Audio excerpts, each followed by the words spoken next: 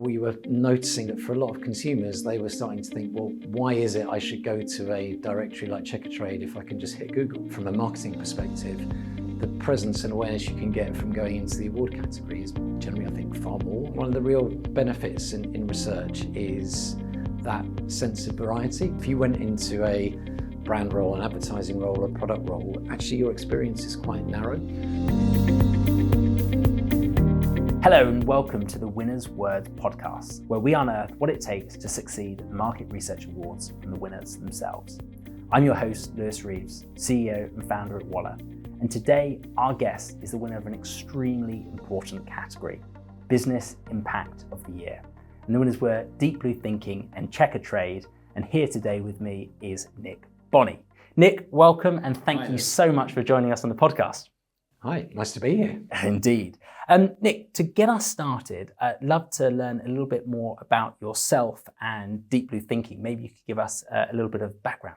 Yeah, sure. Well, in terms of me, I, as of last year, have worked in the research world for 30 years. And it's where you say, surely you can't be that old. But I started agency side and was there for about 6 or 7 years, then spent best part of 20 years client side before moving back agency side. The reason I set up Deep Blue really was I wanted to get back to doing the doing. I'd spent a lot of time kind of leading teams and wanted to get back out working with clients. Yeah, indeed. And I think this award and business impact is just so critical for our sector. We do so much great work. It's really important that it gets the impact that it deserves. And given your background, both on agency side and client side, I wondered if you had any sort of insights that you could share about what truly makes a great business impact when it comes to presenting research findings. Well, I think the key thing is to focus on really what it is that the business needs to know. One of the things I've figured out probably by accident since running this business is probably most of my clients are not researchers. So part of the reason they want to work with me is because of that mixture of client side and agency experience. So the really crucial thing is to absolutely focus on what's the decision that the business needs to take. Indeed, and that's a nice segue perhaps into the award that you won with Checkatrade. And the judges commented about the success of the campaign that you ran with Checkatrade, and particularly your ability to engage shareholders in the work. And I wondered if you could just give us a bit of an overview of the work you did with Checkatrade. Yeah, it's a bit of an unusual one in that it's not a project per se, but probably a journey of 3 or 4, maybe even 5 projects over a 3 to 4 year period. It wouldn't normally be that long, but obviously we had that thing called COVID that stuck in the middle. And really the work was helping them understand what a guarantee or a pledge could look like in the UK market. Checkatrade is the market leader, but we were noticing signs in the category that for a lot of consumers, they were starting to think, well, why is it I should go to a directory like Checkatrade if I can just hit Google? And so what we wanted to do is provide that additional support and reassurance to people as to why they should come to a site like Checkatrade. So we started with what that guarantee should look like. So that was kind of trade-off study, trying to find out what the key components could be. There was a whole round of kind of, I suppose, stakeholder engagement at that point to get the board aligned as to, yeah, that's really what we needed to focus on. And then really it was about getting buy-in both internally, but also from their trade members. One of the crucial things within Checkatrade is to make sure that the members of Checkatrade, the plumbers, the sparks, the builders and so on, buy into what it is that they're trying to do. So we did quite a nice piece of conjoint analysis there to prove the value that the guarantee had to homeowners, really to sell it back to trades. So we ended up with it's a bit like the old Whiskers stat, but kind of 8 out of 10 people would prefer a Checkatrade guaranteed trade. And that went into all of the comms, both for trade sign up, but also in the above the line work for consumers. I don't know if you've seen the kind of Caesar advert, but all of that flowed through. And I suppose that's hopefully why we won that award, was you could see the tangible impact of the research, both in the consumer comms, but also in the trade comms as well. Yeah, and have you been involved in this performance beyond the research to see the impact on the business? Yeah, I suppose one of the things that we were involved in supporting Ella, who's my client on, is really that rounded view of performance. So we do all of the brand health and market tracking for Checkatrade, so we can see what impact it has both amongst homeowners and trades. And what we were trying to do was triangulate that versus what they see internally. So the number of sign-ups from tradespeople, the number of people who hit the site, the number of job requests and so on. So the idea was to get to a rounded view as to whether or not we feel that that's working.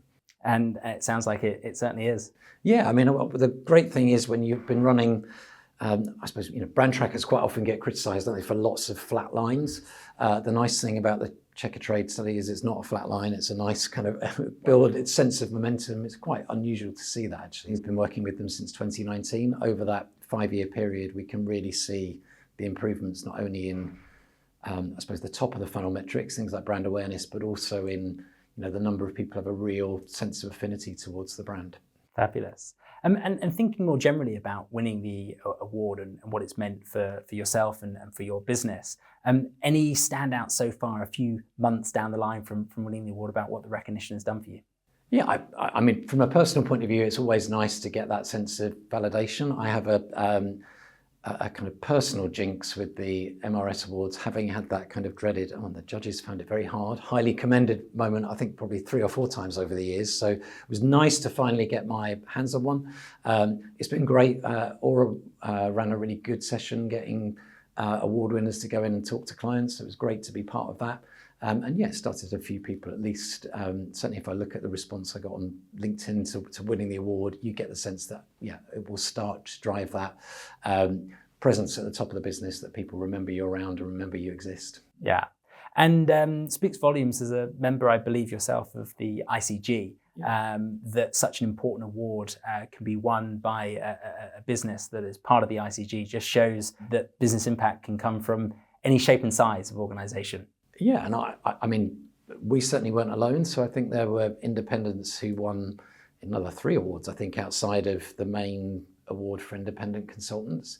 I said this to the Aura meeting, actually, was there a couple of weeks ago. I probably would also have been a bit guilty when I was a client of maybe being a bit sniffy about the independent sector. But actually, if you look at the level of expertise that is within that group, and some of that can be, we have our own little e-group. You come up with a problem, you think surely somebody hasn't come across this before, or somebody doesn't know anybody who knows something about this particular subject. There's always somebody.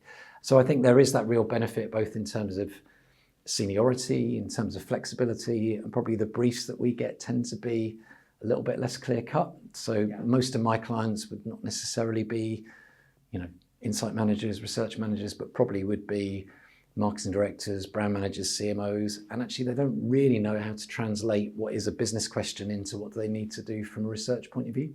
And I think that's probably the benefit that you get from working with, I kind of suppose that more senior level independent. They're able to take something that maybe is a bit more amorphous and turn it into something that is a pragmatic brief. Yeah, indeed. And so fair to say it was very much worth the effort of going for the award. Yeah, I've always thought that the awards are worth supporting. One is because I think it's a really great way for the industry to showcase, if you like, the best stuff that's going on, but also actually, thinking about it from a marketing perspective, you could spend thousands of pounds if you want going to one of those kind of speed dating type meetings, but actually the presence and awareness you can get from going into the award category is generally, I think, far more actually in the investment than is in time and effort and thinking about how you structure a submission rather than just throwing money at it. So for me, it's always made perfect sense. That's why I tend to enter at least one every year, really. It kind of makes sense to do so. Yeah. Well, Nick, it's really, really clear why you won the Business Impact of the Year award with your work with Checkatrade. And to finish us off, what I would love to get someone with great experience, I can't believe it's 30 years that you bring to the table, but for someone starting out their career in market research right now, what advice would you give them? For me, I think one of the real benefits in research is that sense of variety. Now, in an agency, that could be working across multiple clients, multiple categories. In a client-side role, that is probably one of the few functions that touches every single part of the business. Most people are quite siloed. And I'd embrace that and get involved with as many things as you can. It's only really by doing that I think you'll find what you're really good at. Now, that might mean longer term that you decide that research isn't the career for you, but even if you do that, you'll have seen every single part of the marketing mix. Whereas if you went into a brand role, an advertising role, a product role, actually your experience is quite narrow. And so I look at all the people who come in and out of teams that I've led over the years. Some of them are still in research now and love it, a bit like me, and they'll never really go and do anything else. Others have gone on to work in marketing roles, in corporate comms, in all sorts of things, but have found that sense of really being focused about the consumer has helped them whatever they go on to do. So if you're starting out, just get involved in as many things as you can. I think it's from that sense that you really start to understand what works for you. Fantastic. Brilliant advice. Nick, thank you so much for joining us today. Great. Thank you for having me. Cheers.